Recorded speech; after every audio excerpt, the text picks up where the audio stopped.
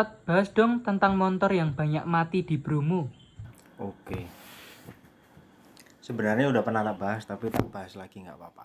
Banyak sekali orang yang mengira bahwa motor yang mogok di Bromo itu karena faktor tekanan udara. Sebenarnya bukan. Lebih ke kopling ya. Rata-rata itu hampir kena kopling. Sedangkan motor-motor non kopling, tapi kenapa juga mengalami juga? Nah, mereka berpikir, oh ini tekanan udara. No. Tekanan udara itu ada pengaruh, tapi itu hanyalah korelasi. Tetapi faktor sebenarnya adalah karena kadar oksigen. Dalam geografi itu nggak bisa dipungkiri bahwa semakin tinggi sebuah dataran, itu kadar oksigennya itu akan semakin turun. Ya. Sedangkan semakin turun sebuah dataran, kadar oksigennya itu akan semakin naik. Kenapa kok misalkan yang motor kopling akhirnya terjadi seperti itu, kampas kopling gosong dan lain sebagainya? Itu karena power atau torsi yang dia ikut juga menurun.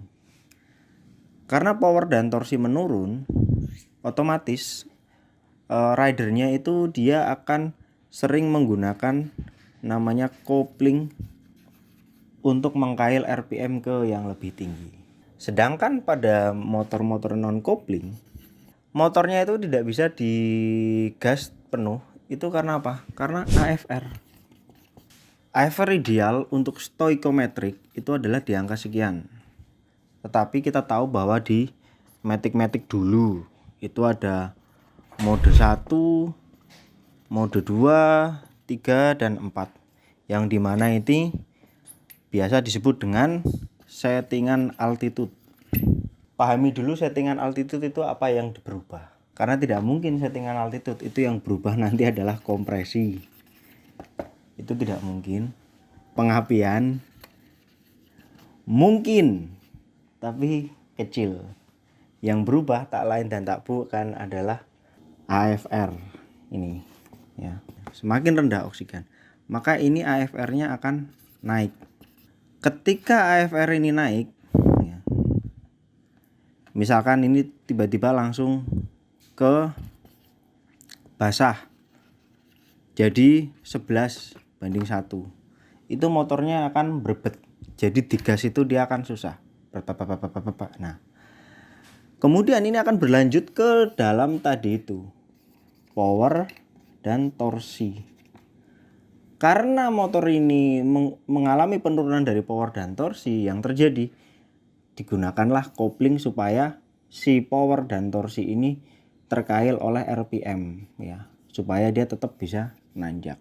Motor-motor yang bisa sampai Himalaya itu rata-rata Royal Enfield yang kompresinya itu sangat kecil. Dia itu berkisar dari 8 sampai 10:1. Sangat kecil. Tapi AFR-nya itu kering.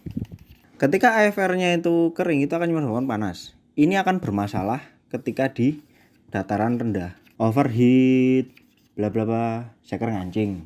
Akan tetapi, karena kompresinya rendah, dengan AFR yang rendah pula, maka tidak akan terjadi namanya panas ini.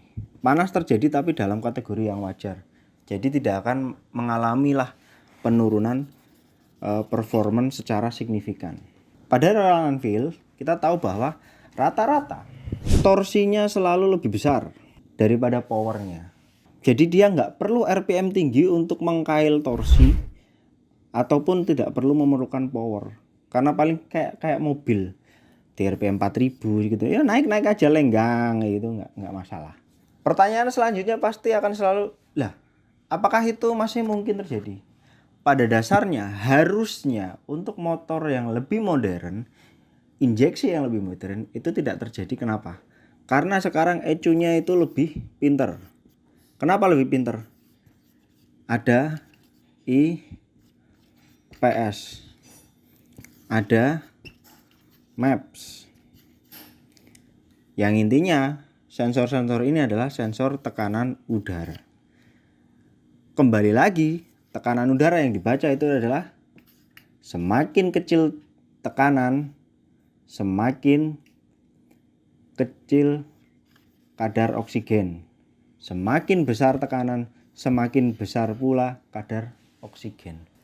Itu akan menjawab kenapa motor yang torsi lebih besar dengan bobot lebih ringan itu akan selamat di Bromo.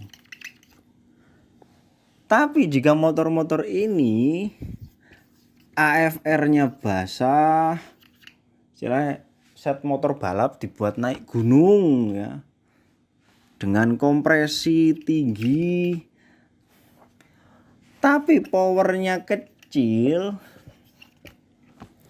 itu pasti akan makan namanya kampas kopling.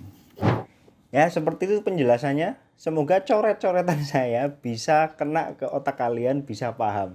Supaya menjawab pertanyaan kenapa motor di dataran tinggi itu mengalami penurunan performa. Dan kenapa Royal Enfield bisa sampai Himalaya tanpa mengalami penurunan performa secara signifikan.